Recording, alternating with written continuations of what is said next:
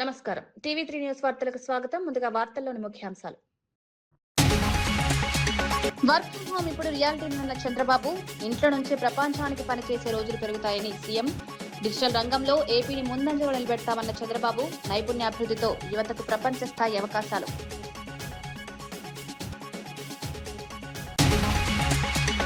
బాధ్యురాలికి నష్టం జరగకుండా చూడాలన్న కల్వకుంట్ల కవిత. అనవసర ప్రచారాలు ఆపాలని సూచించిన తెలంగాణ రక్షణ సేన. బండి కుమారుడితో పాటు అందరినీ అరెస్ట్ చేయాలన్న కవిత. పోక్సో కేసు దర్యాప్తు పారదర్శకంగా జరగాలని డిమాండ్.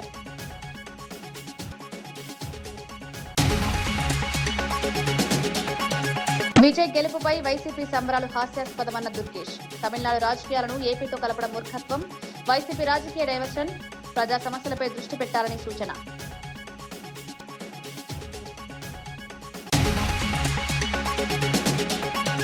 గ్రంథాలయం విజ్ఞాన గని లాంటిదన్న మంత్రి సీతక్క. పుస్తక పఠనంతో సమాజంలో చైతన్యం. గ్రామీణ ప్రాంతాల్లో గ్రంథాలయాల అభివృద్ధి. జ్ఞానాన్ని పంచే వేదికలే గ్రంథాలయమన్న సీతక్క.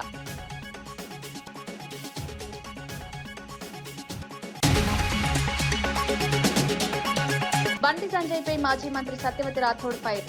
బాధితురాలికి న్యాయం జరిగే వరకు పోరాటం.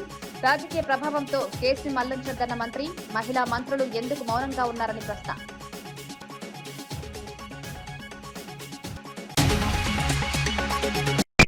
నిడమర్రులో జరిగిన కార్యక్రమంలో సీఎం చంద్రబాబు నాయుడు కీలక వ్యాఖ్యలు చేశారు. వర్క్ ఫ్రం హోం అనేది భవిష్యత్తు కాదు, ఇప్పుడు రియాలిటీ అని పేర్కొన్నారు. ఇంట్లో కూర్చుని ప్రపంచం మొత్తం కోసం పనిచేసే రోజులు మరింత పెరుగుతాయని తెలిపారు. యువతకు వర్క్ ఫ్రం హోం విధానం ద్వారా డబ్బు సంపాదించే అవకాశాలు పెరుగుతాయన్నారు. రాబోయే రోజుల్లో ప్రభుత్వంలో కూడా ఖర్చులు తగ్గించే కీలక మార్పులు తీసుకొస్తామని వెల్లడించారు. ఐటీ, డిజిటల్ విప్లవంలో సరికొత్త మార్పులు రాబోతున్నాయని పేర్కొన్నారు. నైపుణ్యాభివృద్ధి ద్వారా యువత ప్రపంచ స్థాయి అవకాశాలు అందుకోవాలని సూచించారు. డిజిటల్ రంగంలో ఆంధ్రప్రదేశ్ ను ముందంజలో నిలబెట్టేందుకు ప్రభుత్వం చర్యలు తీసుకుంటుందని చంద్రబాబు తెలిపారు.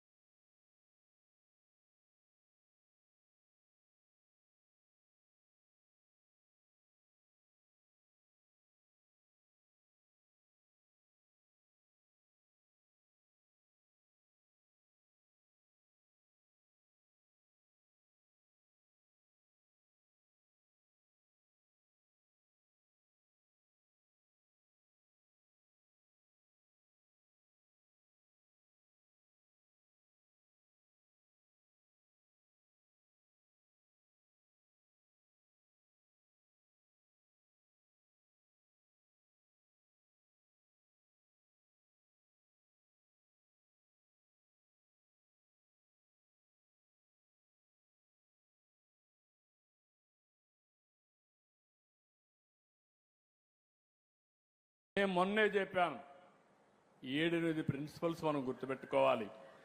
నేను ఇప్పుడు చెప్పడం కాదు. వర్క్ ఫ్రమ్ హోమ్ అనేది ఇట్ ఈజ్ ఎ రియాలిటీ. భవిష్యత్తులో కూడా వర్క్ ఫ్రమ్ హోమ్ వస్తుంది. ఇంట్లో కూర్చొని ప్రపంచం మొత్తం పనిచేసే శక్తి వస్తుంది. డబ్బులు సంపాదించే అవకాశాలు వస్తాయి. గవర్నమెంట్లో కూడా ఇది చేస్తాం. దుబారా ఖర్చు తగ్గించాలి. చాలామంది నేను మొన్నే చెప్పాను, 7-8 ప్రిన్సిపల్స్ మనం గుర్తుపెట్టుకోవాలి. నేను ఇప్పుడు చెప్పడం కాదు. వర్క్ ఫ్రమ్ హోమ్ అనేది ఇట్ ఈజ్ ఎ రియాలిటీ.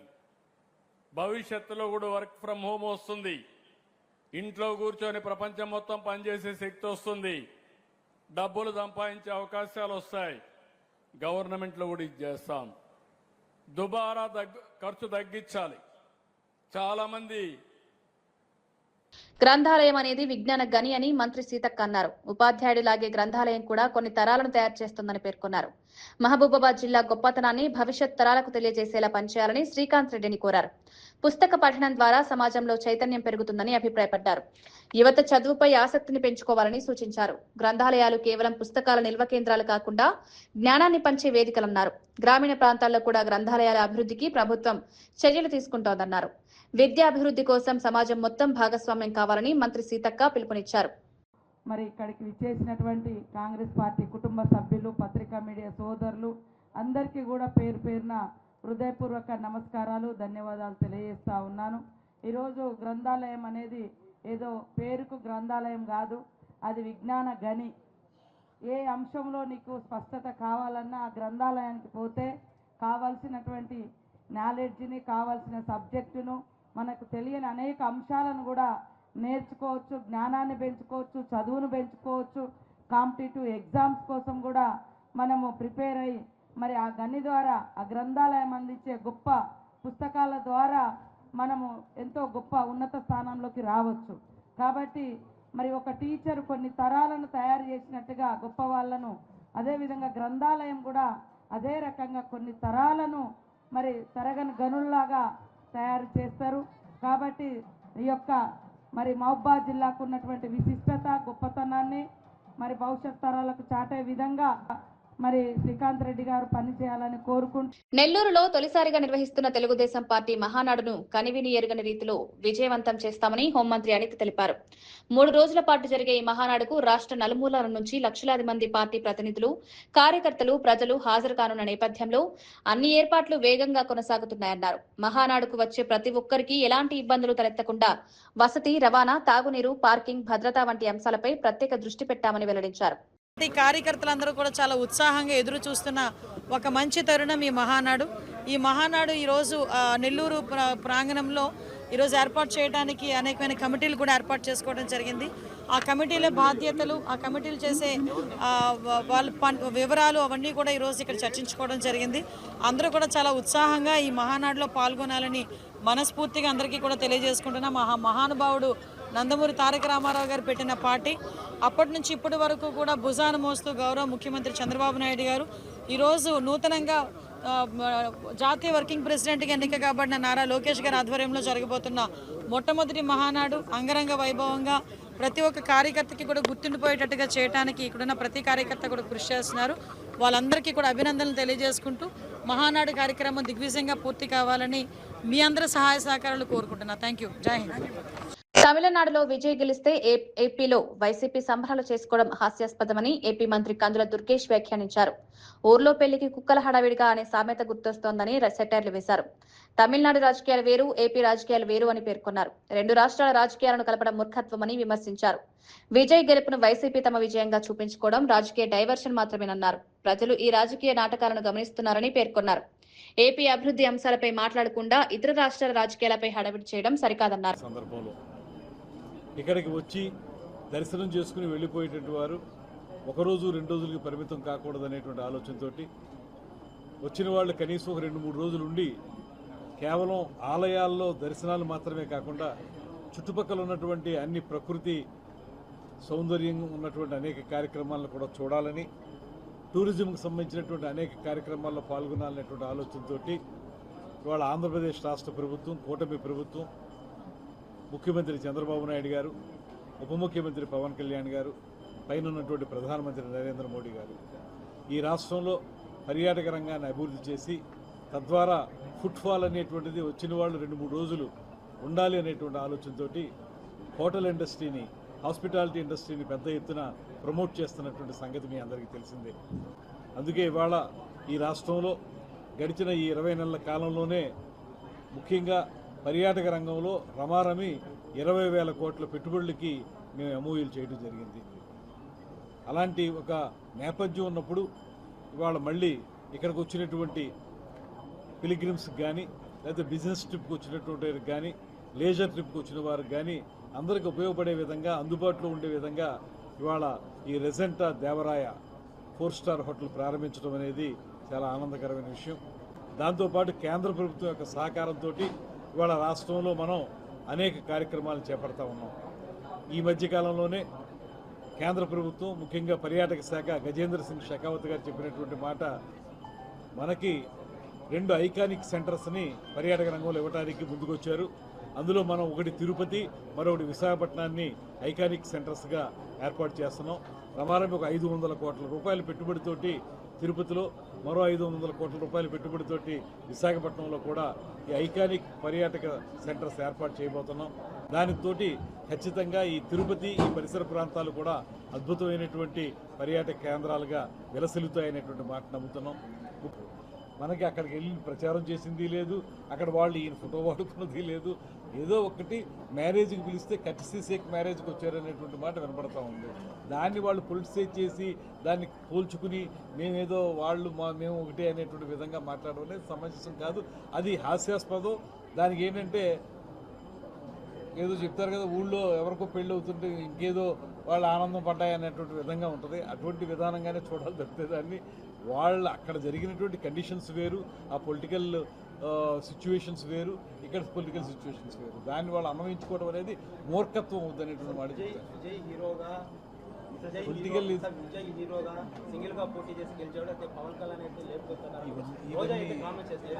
ఇవన్నీ ఇప్పుడు ఇది వచ్చింది మనం వేరే విషయం అయినా కూడా ఇంకోటి కూడా చెప్తాను. ఇక్కడ నేను ఇంతకుముందు చెప్పినట్లుగా ఇక్కడ రాజకీయ నేపథ్యం వేరు, అక్కడ రాజకీయ నేపథ్యం వేరు. అలా పోల్చడం అనేది సరైనది కాదు. అలా అయితే ప్రతి రాష్ట్రంలోనూ చాలా రకాలుగా జరుగుతూ ఉంటాయి. అవన్నీ మనం రాష్ట్రానికి అన్వయించుకోవడం, పోల్చుకోవడం అనేది కరెక్ట్ కానే కాదు. ఇక్కడ నేపథ్యం ప్రకారం మాట్లాడుకున్నాం, ఈ రాష్ట్ర రాజకీయ పరిస్థితుల ప్రకారం మాట్లాడుకోవాలి తప్పితే వేరేగా మాట్లాడడానికి లేదు. అమరావతిని టెక్నాలజీ హబ్ గా తీర్చిదిద్దే దిశగా కీలక పరిణామాలు చోటు చేసుకుంటున్నాయి. JPR university chancellor Regina, phantom AI global CEO Sanjay ప్రతినిధి బృందంతో కలిసి సీఎం కార్యదర్శి ప్రద్యుమ్నను కలిశారు. అమరావతి క్వాంటమ్ వ్యాలీ ప్రాజెక్టులో పెట్టుబడులు పెట్టేందుకు ఆసక్తి వ్యక్తం చేశారు. ఆధునిక టెక్నాలజీ ఆవిష్కరణల కేంద్రంగా అమరావతిని అభివృద్ధి చేయాలన్న లక్ష్యంతో ఈ చర్చలు జరిగాయి. క్వాంటమ్ టెక్నాలజీ, ఆర్టిఫిషియల్ ఇంటెలిజెన్స్ రంగాల్లో పెట్టుబడులు రాష్ట్రానికి మేలు చేస్తాయని అధికారులు భావిస్తున్నారు. టీంతో కూడా వర్క్ చేయడానికి క్వాంటమ్ ఏఐ గ్లోబల్ మిషన్తో పాటు ఆ కంపెనీతో పాటు మేము కలిసి ఇక్కడ వర్క్ చేయబోతున్నాం. మా ధన్యవాదాలు ఆంధ్రప్రదేశ్ గవర్నమెంట్కి, చంద్రబాబు నాయుడు గారికి. I'm the founder and CEO of Quantum AI Global. I'm pretty excited about collaborating with JPR University and Dr. Regina Garu. మా ల్యాబ్లో క్వాంటమ్ కమ్యూనికేషన్ సంబంధించిన హార్డ్వేర్ ఉంటుంది, క్వాంటమ్ సెన్సింగ్ సంబంధించిన హార్డ్వేర్ ఉంటుంది. స్టూడెంట్స్ ఉట్టి ఎక్స్పెరిమెంటేషన్సే కాదు, వాళ్ళకి ఏదైనా ఫర్దర్ రీసెర్చ్ చేయాలంటే కూడా దాన్ని ఫెసిలిటేట్ చేసి ఎనేబుల్ చేస్తున్నాము. వాళ్ళ వైపు నుంచి వచ్చే ప్రూఫ్ ఆఫ్ కాన్సెప్ట్ని ప్రోడక్టైజ్ చేయాలంటే దానికి మేము జెపిఆర్ యూనివర్సిటీ కలిసి ఫండింగ్ చేయడానికి కూడా ముందుకు వెళ్ళాలనుకుంటున్నాం ఫ్యూచర్లో. నేను క్యూ అకాడమీని రిప్రజెంట్ చేస్తున్నాను, subsidiary of quantum AI global. I'm the CEO of the company. ఇప్పుడు క్వాంటమ్ అనే టెక్నాలజీని అభివృద్ధి చెందుదామని అమరావతి క్వాంటమ్ వ్యాలీ విజన్ పెట్టింది. దానివల్ల దేశం మొత్తం చూస్తోంది, ప్రపంచం మొత్తం మన ఆంధ్రప్రదేశ్ అమరావతి వైపు చూస్తోంది. ఇక్కడ ఫౌండేషన్ ఏంటి అంటే స్కిల్ డెవలప్మెంట్ చేద్దామని ఫస్ట్ ఎజెండా మాది. ఈ నైపుణ్య అభివృద్ధి నుంచి వచ్చే పరిశోధన మేము ప్రయారిటైజేషన్ చేస్తాం. దీనికి quantum AI global and JPR university కలిసి పనిచేస్తుంది. మన honourable chief minister Chandrababu Naidu గారి విజన్ని మేము మనసులో పెట్టుకొని అదే పాత్లో క్వాంటమ్ టెక్నాలజీ అడ్వాన్స్మెంట్ కోసం మేము ఇక్కడ ఎస్టాబ్లిష్ చేద్దాం అనుకుంటున్నాము. Skill development, research and prioritisation unit for the student. Web lands పర్యావరణ పరిరక్షణలో కీలక పాత్ర పోషిస్తాయని తెలంగాణ అటవీ పర్యావరణ శాఖ మంత్రి కొండా సురేఖ అన్నారు. సచివాలయంలో జరిగిన రాష్ట్ర వెట్లాండ్ అథారిటీ సమావేశంలో ఆమె కీలక ఆదేశాలు జారీ చేశారు. వెట్లాండ్స్ గుర్తింపు, డిజిటల్ మ్యాపింగ్ కోసం 2017 నిబంధనలను ఖచ్చితంగా అమలు చేయాలని అధికారులకు ఆదేశించారు. రాష్ట్ర వ్యాప్తంగా ఇప్పటికే 4023 వెట్లాండ్స్ లకు సరిహద్దుల గుర్తింపు పూర్తయిందని అధికారులు తెలిపారు. మిగిలిన ప్రాంతాల్లో సంయుక్త సర్వేలను వేగవంతం చేయాలని ఇరిగేషన్, రెవెన్యూ శాఖలకు మంత్రి సూచించారు. పర్యావరణ సమతుల్యతను కాపాడడంలో వెట్లాండ్స్ కీలకమని పేర్కొన్నారు.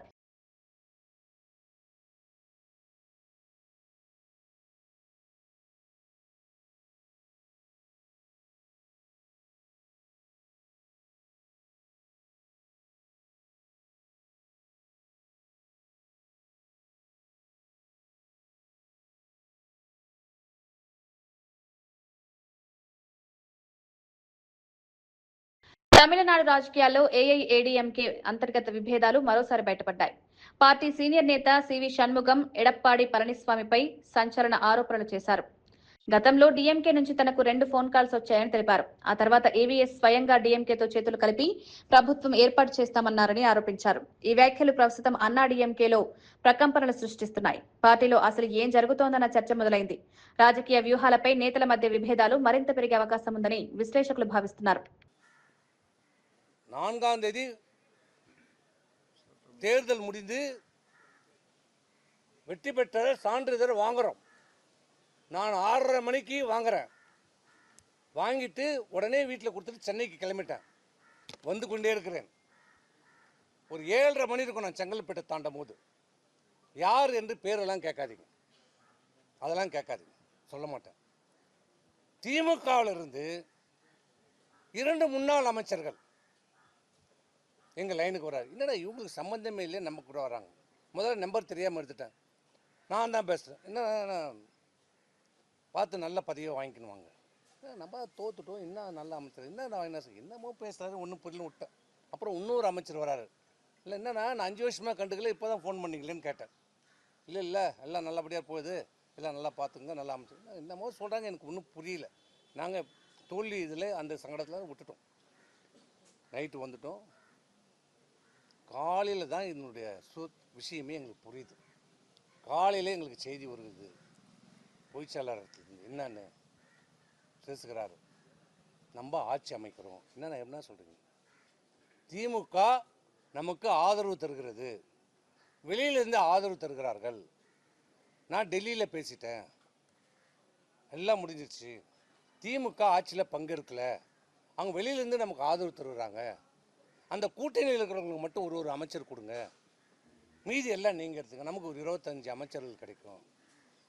நான் கேட்டேன், இது எப்படின்னா, இந்த இயக்கம் ஆரம்பிக்கப்பட்டது எதனால?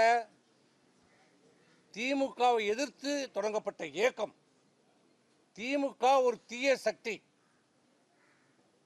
அது அழிக்கப்பட வேண்டும் என்று சொல்லி தொடங்கப்பட்ட இயக்கம். புரட்சித் தலைவர் எம்ஜிஆரால் தொடங்கப்பட்ட இயக்கம் அனைத்து இந்திய அண்ணா திராவிட முன்னேற்ற. ఛత్తీస్గఢ్లోని నారాయణపూర్ జిల్లా అబుజ్మాడ్ అటవీ ప్రాంతంలో భద్రతా బలగాలు భారీ మావోయిస్టు డంపును స్వాధీనం చేసుకున్నాయి. కోంబింగ్ ఆపరేషన్ లో భాగంగా సిఆర్పీఎఫ్, బీఎస్ఎఫ్ సంయుక్తంగా ఈ ఆపరేషన్ నిర్వహించాయి. లొంగిపోయిన మావోయిస్టులు ఇచ్చిన సమాచారంతో ఈ డంప్ ను గుర్తించినట్లు పోలీసులు తెలిపారు. ఇందులో భారీ మొత్తంలో నగదు, ఆటోమేటిక్ ఆయుధాలు, పేలుడు పదార్థాల తయారీలో ఉపయోగించే ఎలక్ట్రానిక్ పరికరాలు లభ్యమైనట్లు వెల్లడించారు. అడవుల్లో దాచిన మావోయిస్టు డంపులను గుర్తించేందుకు భద్రతా బలగాలు నిరంతరం ఆపరేషన్లు కొనసాగిస్తున్నాయని ఎస్పీ రాబిన్సన్ గురియా తెలిపారు. ఈ స్వాధీనం మావోయిస్టు కార్యకలాపాలకు పెద్ద దెబ్బగా అధికారులు భావిస్తున్నారు. और अपना महाराष्ट्र बॉर्डर वाले क्षेत्रों से काफ़ी अच्छा वेपन रिकवरी हुआ है।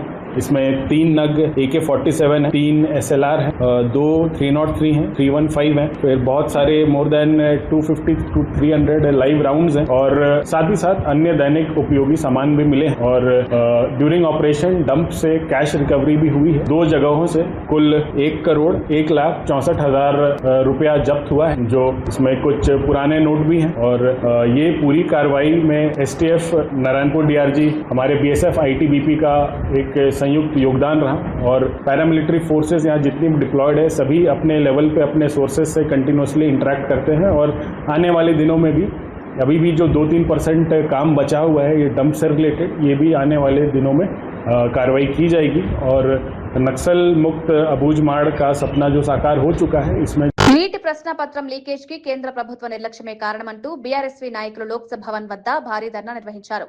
కెల్లు శ్రీనివాస్ యాదవ్ మాట్లాడుతూ దేశవ్యాప్తంగా 24 లక్షల మంది విద్యార్థుల భవిష్యత్తును బీజేపీ ప్రభుత్వం అంధకారంలోకి నెట్టిందని ఆరోపించారు. నేషనల్ టెస్టింగ్ ఏజెన్సీ పరీక్షల నిర్వహణలో పూర్తిగా విఫలమైందన్నారు. పగలు రాత్రి కష్టపడి చదివిన విద్యార్థులకు పేపర్ లీకేజ్ బహుమతిగా ఇచ్చారా అని ప్రశ్నించారు. బీజేపీ పాలిత రాష్ట్రాలు పేపర్ లీకేజ్లకు కేర్ ఆఫ్ అడ్రస్ గా మారాయని విమర్శించారు. రాధాకృష్ణన్ కమిటీ సిఫారసులను అమలు చేయకుండా 1,000 కోట్లు సంపాదించడానికి ఆన్లైన్ పరీక్షలు నిర్వహించడం లేదన్నారు. వెంటనే పరీక్షను రద్దు చేసి కొత్త తేదీలు ప్రకటించాలని డిమాండ్ చేశారు. కేంద్ర విద్యాశాఖ మంత్రి ధర్మేంద్ర ప్రధాన్ రాజీనామా చేయాలని గెల్లు శ్రీనివాస్ యాదవ్ డిమాండ్ చేశారు. పేపర్ లీక్ కాబట్టి దీనికి వ్యతిరేకంగా గవర్నర్ గారికి కలుద్దామని చెప్పి వచ్చాం. కాబట్టి దీన్ని వెంటనే ధర్మేంద్ర ప్రధాన్ చర్యలు తీసుకుని డిమాండ్.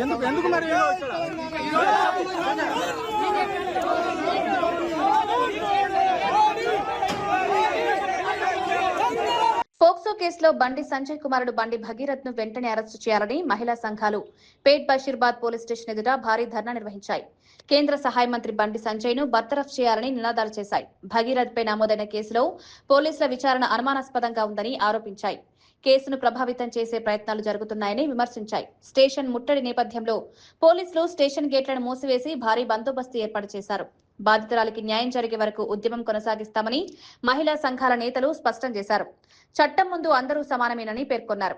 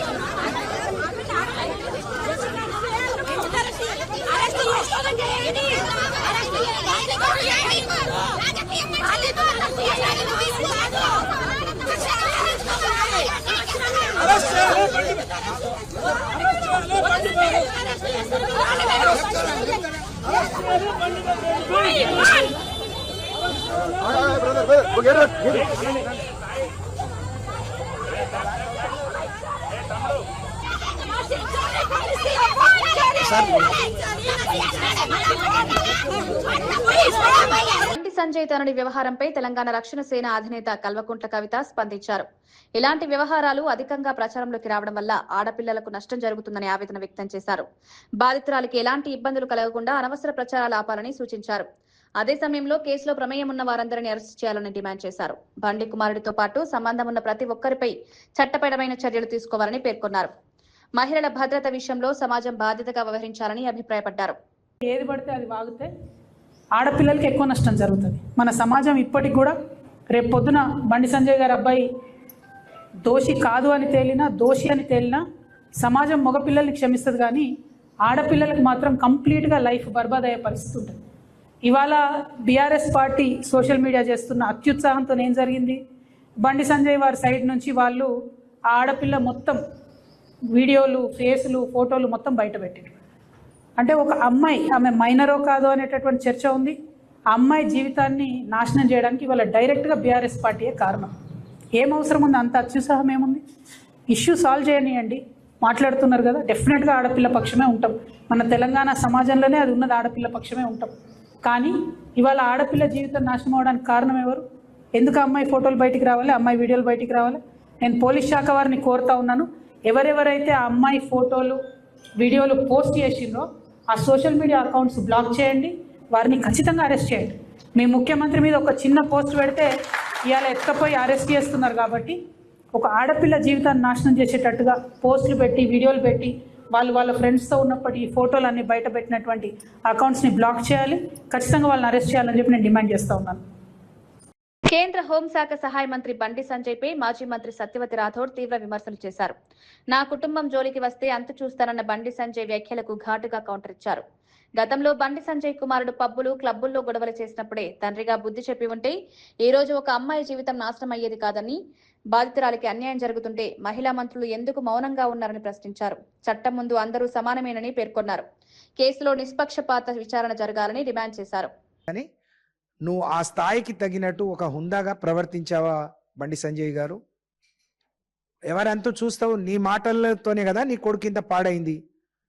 ఒక తల్లి కొడుకు ఎక్కడో కోడిగుడ్డు దొంగతనం చేసినవాడు గట్టిగా చెప్పి ఉంటే, మందలించి ఉంటే పెద్ద దొంగ అయ్యేవాడు కాదు. నీ కొడుకు ఎప్పుడో ఇంటర్మీడియట్లో 10th ఉన్నప్పుడు మరి గొడవలైనాయి, క్లబ్లలో పబ్బులలో గొడవలైనాయి అని చెప్పి పేపర్లో వస్తే ఆ రోజు నువ్వు కరెక్ట్గా భయపెట్టి ఉంటే ఒక ఆడపిల్ల జీవితం ఈ విధంగా అయ్యేది కాదు.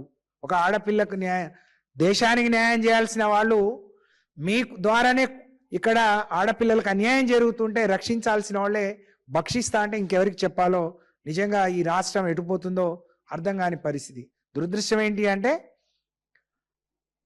రాష్ట్రానికి ముఖ్యమంత్రి హోంశాఖ చూస్తున్నాడు. 3 నెలలుగా ఒక ఆడపిల్ల పోలీసుల చుట్టూ తిరిగి ఇబ్బంది పెడుతుంటే పైనుంచి పోలీసులే భయపెట్టి రాజీ చేసే ప్రయత్నం చేస్తుంటే మరి ఇంటెలిజెన్స్ వ్యవస్థ మరి ఏం గడ్డి పీకుతుందో నిజంగా చాలా బాధాకరం. ఏం చేస్తున్నారు? నేను కూడా మహిళా శిశు సంక్షేమ శాఖ మంత్రిగా ఈ రాష్ట్రంలో మహిళా మంత్రులు ఉన్నారు. అంటే బండి సంజయ్ గారి కొడుకో న్యాయం, రాష్ట్రంలో మిగతా పిల్లలకు ఒక న్యాయమా? అంటే ఒక్కొక్క వ్యక్తులను, వాళ్ళ పదవులను, వాళ్ళ పొజిషన్ని చూసి మీరు శిక్షలు కానీ కేసులు కానీ పెడతారా? పైపెచ్చు సిగ్గు లేకుండా 17 ఏళ్ల అమ్మాయి హనీ ట్రాప్ చేసిందని కేసు. సత్యసాయి జిల్లా పుట్టపర్తిలో ₹1,00,000 వ్యయంతో 5th జనరేషన్ యుద్ధ విమానాల తయారీ ప్రాజెక్టు ఏర్పాటు చేయడం చారిత్రాత్మక నిర్ణయమని ఎమ్మెల్యే పల్లె సింధూరారెడ్డి అన్నారు. 650 ఎకరాల్లో ఏర్పడనున్న ఈ ప్రాజెక్టు భారత రక్షణ రంగానికి కీలకమని పేర్కొన్నారు. ఈ ప్రాజెక్టుకు ఏపీకి తీసుకురావడంలో ప్రధాని మోదీ, సీఎం చంద్రబాబు, మంత్రి నారా లోకేష్ కృషి చేశారని తెలిపారు. ఆమడగూరులోని రిలయన్స్ సోలార్ పవర్ ప్రాజెక్టుతో జిల్లాకు కొత్త అభివృద్ధి దిశ లభిస్తుందన్నారు.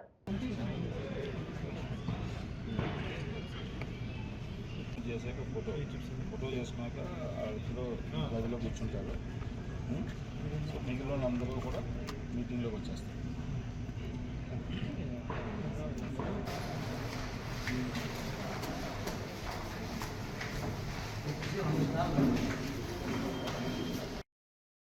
చాలా కఠినంగా ఉండాల్సింది అన్న వెహికల్ ఎవరు చెప్పినా ఆ దింపేసి లోపలికి పోవాల్సిందే వెహికల్.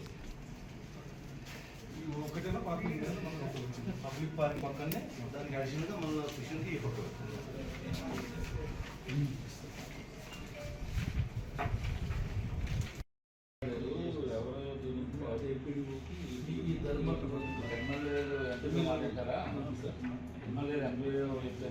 మహానాడు కేవలం పార్టీ కార్యక్రమం కాదు, తెలుగువారి మహాపండుగ అని ఎమ్మెల్యే కోటంరెడ్డి శ్రీధర్ రెడ్డి అన్నారు. నెల్లూరు జిల్లా మొత్తం మహానాడు వేడుకల సందర్భంగా పసుపుమయం కానుందని తెలిపారు. ప్రతి తెలుగుదేశం పార్టీ కార్యకర్త ఈ మహాపండుగ విజయానికి కృషి చేస్తున్నారని పేర్కొన్నారు. నెల్లూరులో జరిగే మహానాడు ఇప్పటివరకు ఎక్కడా లేని విధంగా వైభవంగా నిర్వహిస్తామని చెప్పారు. మహానాడు చరిత్రలో నిలిచిపోయేలా ఏర్పాట్లు చేస్తున్నామని తెలిపారు. పార్టీ శ్రేణులంతా భాగస్వాములై కార్యక్రమాన్ని విజయవంతం చేస్తారని విశ్వాసం వ్యక్తం చేశారు. మరి ఈ మహానాడు మొట్టమొదటిసారిగా నెల్లూరు జిల్లాలో జరుగుతోంది. తెలుగుదేశం పార్టీ చరిత్రలో నెల్లూరు జిల్లాలో జరగటం ఇది మొట్టమొదటిసారి. మాకు కూడా చాలా సంతోషంగా ఉంది. కారణం ఏంటంటే మేము కూడా తెలుగుదేశం పార్టీకి వచ్చి కొత్త 4 సంవత్సరాలు అయింది. మరి ఈ పరిస్థితుల్లో ఏదైతే నెల్లూరు ఈ పరిస్థితుల్లో ఏదైతే ప్రత్యేక నిర్వహించాలని చెప్పని జిల్లాలో ఉన్నటువంటి పార్టీ నాయకులు, కార్యకర్తలందరం కూడా సమన్వయం చేసుకుని ఎమ్మెల్యేల, మంత్రుల, ఎంపీల, నాయకుల, కార్యకర్తల తేడా లేకుండా అందరం సుశిక్షితులైనటువంటి తెలుగుదేశం పార్టీ సైనికులుగా రాష్ట్రంలో ఉన్నటువంటి తెలుగుదేశం పార్టీ అత్యధిక మహారథులతో కలిసి ప్రయాణం చేసే అవకాశం రావటం మాకు కూడా చాలా సంతోషంగా ఉంది. అందరం కలిసి నెల్లూరు జిల్లా మహానాడు ఎంత అద్భుతంగా జరగబోతుందంటే, భవిష్యత్తులో మహానాడు గురించి చర్చకు వచ్చినప్పుడు నెల్లూరుకు ముందు, నెల్లూరు తర్వాత అనే దానికంటే కూడా ఈ మహానాడు ప్రతి తెలుగుదేశం పార్టీ అభిమానికి ఎంతో ప్రతిష్టాత్మకం. దానికి కారణం ఏంటంటే, నారా లోకేష్ గారు నేషనల్ వర్కింగ్ ప్రెసిడెంట్గా ఎన్నికైన తర్వాత, యువనేత నారా లోకేష్ గారు నేషనల్ వర్కింగ్ ప్రెసిడెంట్ ఎన్నికైన తర్వాత మొట్టమొదటిసారి జరిగే మహానాడు. ఈ మహానాడిని నవ్వుతో నభవిష్యత్తు అన్నట్టు నిర్వహించేదానికి ఓ తెలుగుదేశం పార్టీ కార్యకర్తగా అందరినీ చక్కగా సమన్వయం చేసుకుని పనిచేస్తామని, జిల్లా కేంద్రంలో ఇతర ప్రాంతాల నుంచి వచ్చే నాయకులకు కావచ్చు, కార్యకర్తలకు కావచ్చు, ఎమ్మెల్యేలకు కావచ్చు, ఎంపీలకి, ఎమ్మెల్సీలకి తెలుగుదేశం పార్టీ వివిధ స్థాయిల్లో పదవులను అందరూ కూడా చక్కటి వస్తువులు, చక్కటి ఆతిథ్యం, అదేవిధంగా ఆఖరి రోజు ఒక భారీ జన సమీకరణ అద్భుతంగా చేస్తామని, అందుకు సంబంధించి సన్నాహ కమిటీ సమావేశాన్ని ఈరోజు నిర్వహించుకోవడం.